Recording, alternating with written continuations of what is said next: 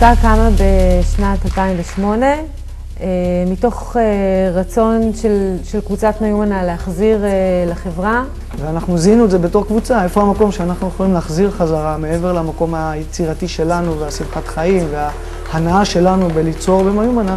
מצאנו עוד מקום שהוא משמעותי באמת. העמותה בעצם מרחיבה את הפעילות של מיומנה לתחום חברתי, חינוכי, טיפולי, ומקיימת תוכניות שנתיות וסדנאות לקבוצות שונות, מגוונות באוכלוסייה. האנסמבל הוא פרויקט מאוד מיוחד, שמשתתפים בו ילדים בני 8 עד 13, יהודים, מוסלמים ונוצרים, שגרים ביפו.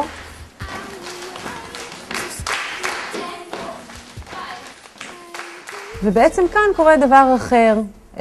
כאן הם שווים כולם, מדברים את אותה שפה, יוצרים ביחד. כל אחד מביא איתו את האיכות שלו, אבל יש חוט מאוד מאוד ברור שמקשר, וזה השפה של מיומנה, השפה של אומנות, שפה של יצירה. מאז שבאתי לאנסמבל, נהייתי יותר חברמן, ודברים שאני יכול לטפף ולהוציא את כל האנרגיות שהשארתי מהבית ספר.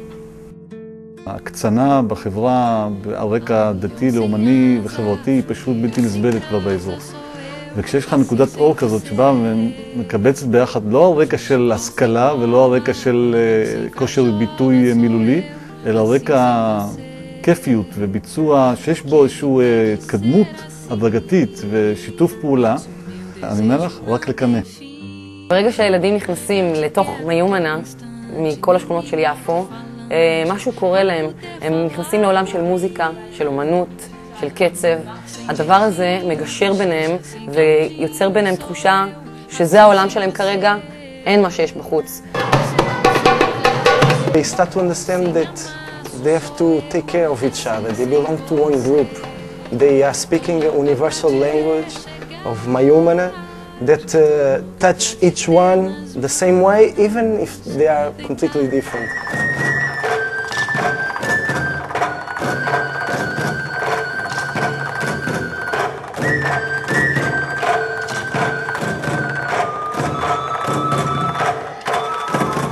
אנחנו מדברים בסימנים כמו טיפוף גוף, בטופים, ואנחנו מבינים אחד את השני. כשיש ריבים, אנחנו מנסים לפתור את זה על ידי הקשבה אחד לשני, ולפעמים על ידי מוזיקה כשזה מרגיע אותנו. התרחש תהליך חברתי מקסים של התקרבות והיכרות ואחריות הדדית.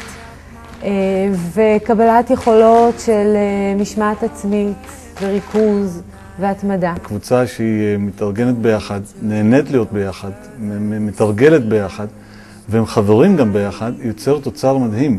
וזה בא לידי ביטוי בהופעות שאני רואה ובחזרות עצמן.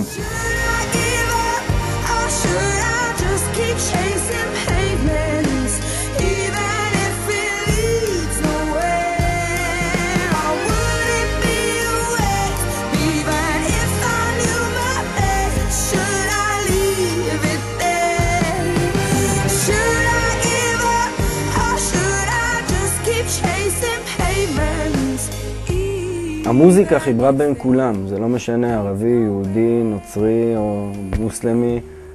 המוזיקה הזאת עשתה ביניהם חיבור שפשוט הם עולים לבמה, זה נראה כגוש אחד. ראינו מה השפה ומה הכוח של מיומנה יכול לעשות בתחום הזה. אנחנו מאמינים שבמסגרת הזאת אפשר ליצור ביחד. אנחנו מאמינים שדרך השפה של מיומנה באמת אפשר לגשר בין תרבויות ובין דתות.